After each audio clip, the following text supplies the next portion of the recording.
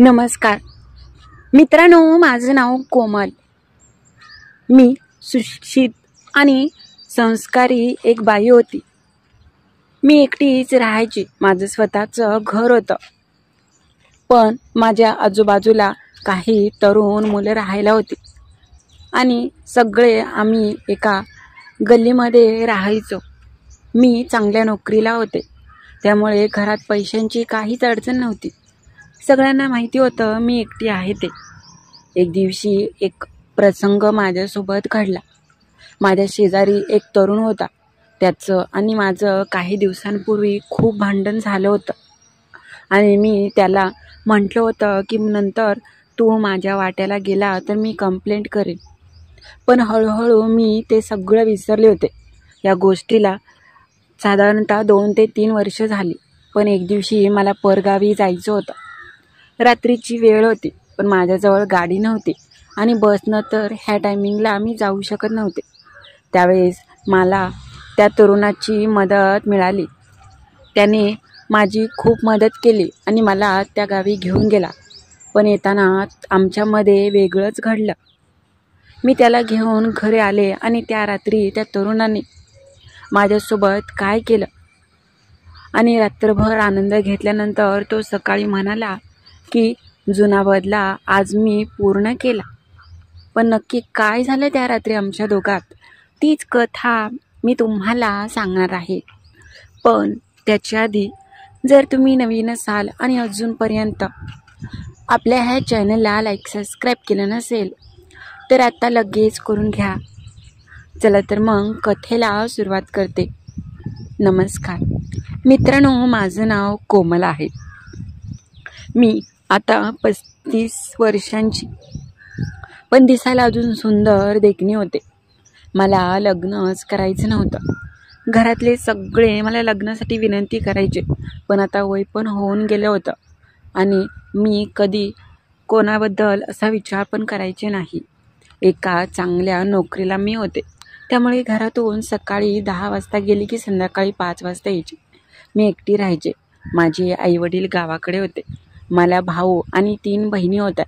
त्यांचंसुद्धा लग्न झालं होतं आणि ते आपल्या सासरी अगदी सुखात होत्या. आमचं कुटुंब खूपच संस्कारी आणि सुशिक्षित होतं, त्यामुळे आम्ही सभ्य लोक होतो. मला भांडण आणि वाईट कोणाशी वागायला कधीच जमलं नव्हतं. मी एका गल्लीमध्ये राहायचे. इथं माझं स्वतःचं घर होतं. प्रत्येकजण आपापल्या घरी असायचे. माझ्या घराच्या समोर एक ग्राउंड होतं आणि तिथे नेहमी सकाळची लोक किंवा दुपारी तरुण मुलं वगैरे क्रिकेट आणि इतर खेळ खेळण्यासाठी येत असायचे. त्याच्यातच एक व्यक्ती अचानक, मी घरामध्ये होते. त्या दिवशी रविवार होता आणि सुट्टीचा दिवस होता.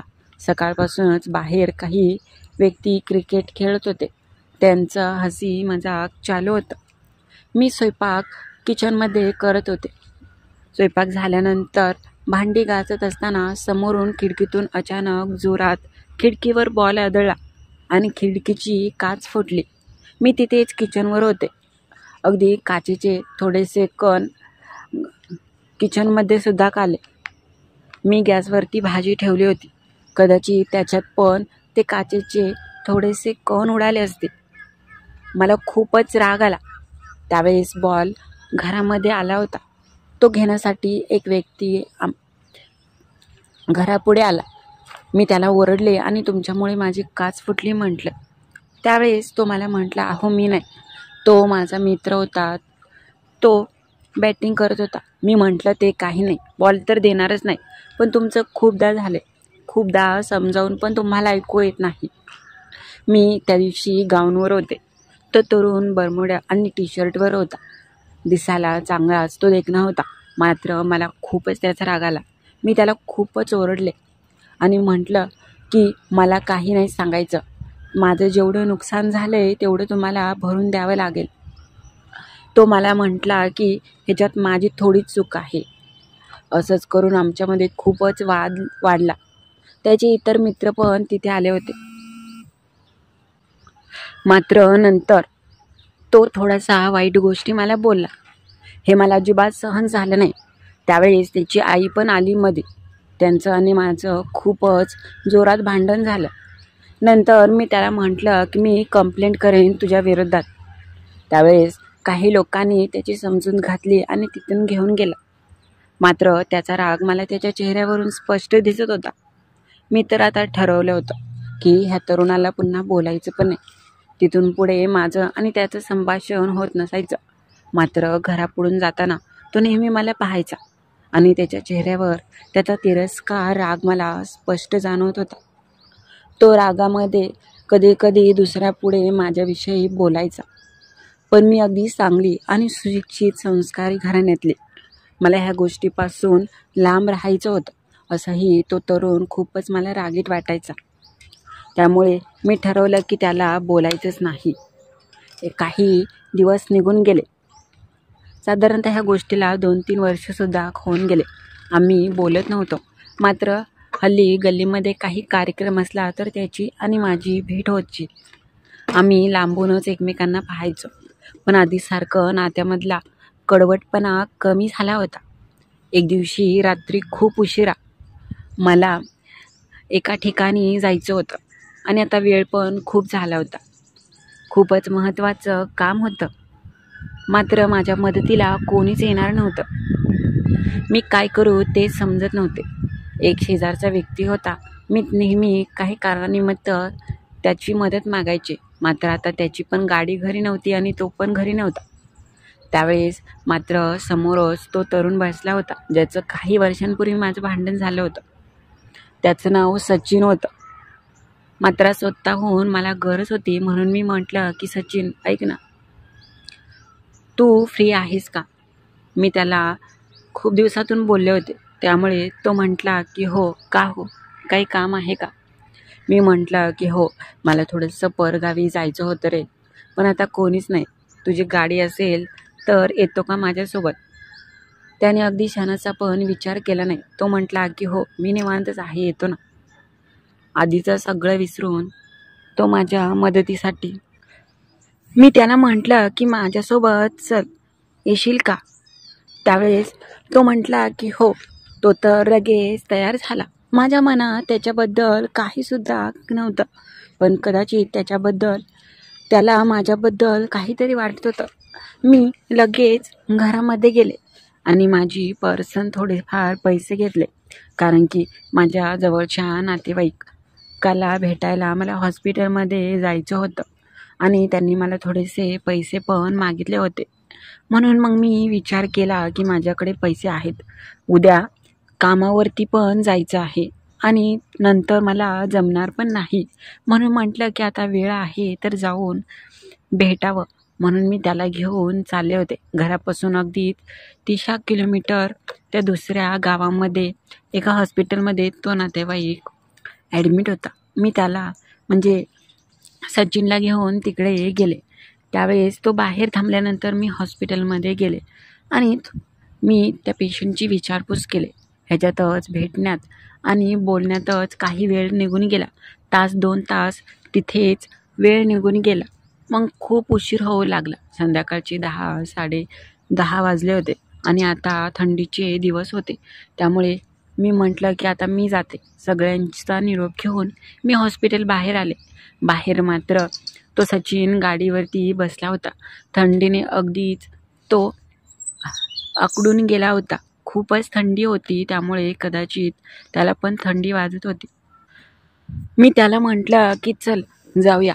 मात्र तो म्हटला की हो. आम्ही दोघे पण असंच आलो होतो घरातून खूप घाईने. मात्र गाडीवरती वारा थोडासा जास्तच थंड होता, त्यामुळे अंगावरती शहारे येत होते. येतानाच त्यांनी एका दुकानासमोर गाडी थांबवली. रस्त्याच्याच कडेला ते एक चहाचं दुकान होतं. तिथे थांबवल्यानंतर आम्ही दोघांनी चहा घेतला. थोडंसं बरं वाटलं. मात्र पुन्हा गाडीवरती थंड वाजत होती. त्यामुळे मी थोडीशी त्याच्या जवळ गेले आणि त्याच्या जवळ अगदीच बसले. त्यावेळेस तो म्हटला की तुम्हाला पण खूप थंडी वाजते का? मी म्हटलं हो, आज खूपच वातावरण वेगळं आहे. तो म्हटला की हां, मला तर थंडीने खूपच अवस्था वाईट होते. व्यवस्थित गाडीसुद्धा चालवायला येत नाही. हे पाहून मला खूपच वाईट वाटलं. मी त्याला मदतीसाठी बोलवलं, मात्र घाईमध्ये घरून स्वेटर पण आणला नाही. त्यावेळेस मी म्हटलं की माझ्यामुळे तुला खूपच त्रास सहन करावा लागला. तर तो म्हटला की नाही, त्याच्यात काय आहे एवढा त्रास, तुमच्यासाठी एवढं तर बनतंच. मी तर खूपच भावूक झाले, कारण की त्याने माझी एवढी मदत केली. मी त्याच्या खूपच जवळ आले होते. का माहीत, मात्र माझ्या मनात पण त्याच्याविषयी एक वेगळ्याच भावना उमटू लागल्या होत्या. मला तो आधीपासूनच आवडायचा, मात्र त्याच्या काही मधल्या सवयींमुळे मी त्याच्यापासून वेगळे झाले होते. नकळत मी पण बिना लग्नाचीच होते आणि तो पण अगदी तरुण होता. आम्ही एकमेकांच्या खूपच जवळ आलो होतो. हळूहळू त्याला समजलं की माझ्या काय भावना आहेत. त्यावेळेस तो गाडीवर असतानाच मला म्हटला की ऐका ना कोमल, तुम्हाला एक बोलू का? मी म्हटलं हो. त्यावेळेस तो मला म्हटला की मला तुम्ही खूप आवडता, तुम्हाला पण मी आवडतो ना. हे ऐकून मी आश्चर्यचकित झाले आणि मी म्हटलं की अरे तसं काही नाही. हो तसंच आहे, खरं सांगा. मी म्हटलं की नाही रे. त्यावेळेस तो म्हटला की तुम्हाला माझी शपथ आहे. मी म्हटलं की अरे हो, तसं म्हणायला गेलं तर मला पहिल्यापासूनच तू खूप आवडतो, मात्र तू इतर लोकांच्या नादाला लागून अगदीच बिघडला आहेस. त्यावेळेस तो म्हटला मग तुम्ही मला म्हणा ना, हे करू नको ते करू नको, मी काहीसुद्धा करणार नाही जेणेकरून तुम्हाला त्रास होईल. मी म्हटलं रे तसं नाही, पण व्यवस्थित वागायचं. याच्या आधी आपली भांडण झाली, मात्र मी कधीच विसरून गेले. तो मला म्हटला की हो, तुम्ही मला भांडला त्यावेळेस मला खूप वाईट वाटलं आणि नंतर मला पण वाटलं मी तुम्हाला थोडंसं जास्तच बोललो आणि जास्तच तुमचं मन दुखवलं. पण खरं सांगायचं म्हटलं की मला तिथून पुढे रोज तुम्हाला बोलू वाटायचं आणि तुमची माफी मागायला तुम्ही मला पाहतसुद्धा नव्हता. मला पाहिलं तरी अगदीच तोंड तुम्ही फिरवायचा, असं का करायचा? त्यावेळेस मग मी म्हटलं की नाही रे, मला ते भांडण वगैरे अजिबात आवडत नाही, म्हणून मी तसं करायचे. आम्ही बोलत होतो त्याच वेळेस बोलता बोलता तो मला म्हटला की मग आज काय नवीन? मी म्हटलं काही नाही, तुम्ही घरी एकट्याच असताना. मी म्हटलं की हो.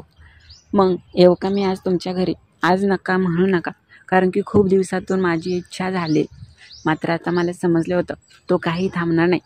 त्याचं खूपच मन झालं आहे आणि आज मात्र तो कमाल दाखवणार आहे. मला पण असा आनंद घ्यायचाच होता आणि आता आम्ही एवढ्या जवळ आलो होतो. त्या गाडीवरती मी त्याच्या टू व्हीलरवर होते, पण आमचं प्रेम तिथेच खोलू लागलं होतं. एकमेकांच्या भावना चांगल्या आतुरता झाली होती. आम्हाला यायला साधारणतः पाऊण तास लागला. तोपर्यंत अगदीच 11:15 होत आले होते. वेळ पण खूप झाला होता. तो म्हटला की ह्यावेळेस जर मी घरी गेलो तर घरातले ओरडतील आणि एवढ्या वेळ कुठे होता म्हणून मला घरातसुद्धा घेणार नाही. आधीच तुम्हाला माहीत आहे आमच्या घरच्यांचा स्वभाव. मी म्हटलं की हो. त्यावेळेस तो म्हटला की असं करतो, आजच्या दिवस तुमच्या इथे राहतो आणि सकाळ सकाळ जाईन मी घरी. मी म्हटलं हो, पण कोणी पाहिलं तर? तो म्हटला कोण कशाला पाहणार आहे, गाडी घरामध्ये आतमध्ये गेटच्या लाव ना. मी म्हटलं की बरं ठीक आहे. तो घेऊन घरी आला. मी हळूच दरवाजा उघडला. आम्ही दोघं घरामध्ये आलो. मात्र थंडी होती. त्यावेळेस घरामध्ये आल्यावर थोडंसं बरं वाटत होतं. मी लागले घरामध्ये रूममध्ये, तर त्याने हात धरला आणि अलगदच मला मिठीमध्ये घेतली. बाई गं, हे काय करतोय? त्यावेळेस तो म्हटला की तुमच्यावर प्रेम, आता नाही म्हणू नका. मी मात्र त्याला थांबवू शकत नव्हते. मात्र तो पण आता थांबणार नव्हता हे मला माहीत होतं. जवळ घेतलं आणि ओठांवर ओठ टेकवले. वेड्यासारखं सुखाचे क्षण मला देऊ लागला. मी अगदी संस्कारी होते, पण माझ्यामध्ये आज काय जाणवलं होतं, काय आलं होतं, मी त्याला अजिबात थांबत नव्हते.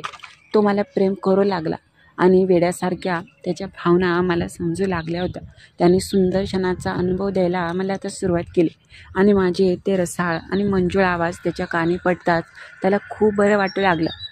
त्या दिवशी त्याने अगदी रात्रभर जागून खूपच माझी सेवा केली. रात्रभर सुखाचे क्षण देऊन मला ओलचिंब केलं. सकाळपर्यंत आमचं हे चालू होतं. न त्याला चैन होता न मला.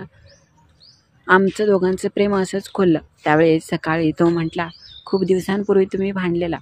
असं समजले मी की आज तो बदला पूर्ण झाला. मी हसले आणि म्हटलं की हो का, त्याच्यासाठी तू माझ्याजवळ आला का? त्यावेळेस तो म्हटला की नाही, पण मी असंच म्हटलं, आता मला तुम्हाला सोडायचं नाही आणि कधी माझ्यापासून वेगळे होऊ नका, कारण की खरंच तुम्ही खूपच कमालीचे आहात. वरून जरी शांत दिसत असला तरी मात्र आज ह्या रात्री मला समजलं आहे की तुम्ही जशा दिसता तशा नाही. खूपच तुम्ही पुढच्या व्यक्ती आहात. पण मला त्याच्या बोलण्याचा अर्थ समजला. तिथून पुढे अशाच रात्री गेल्या. एकमेकांच्या सहवासात, एकमेकांच्या प्रेमात असंच आम्ही जीवन जगत आलो. आज ह्या गोष्टीला कितीतरी दिवस झाले, पण दोघांमधील प्रेम जरासुद्धा कमी नाही झालं. उलट जास्ती दिवसेंदिवस वाढतच आहे. तर कशी वाटली कथा ते नक्की कळवा. आणि नवीन असाल तर चॅनलला लाईक सबस्क्राईब करायला विसरू नका.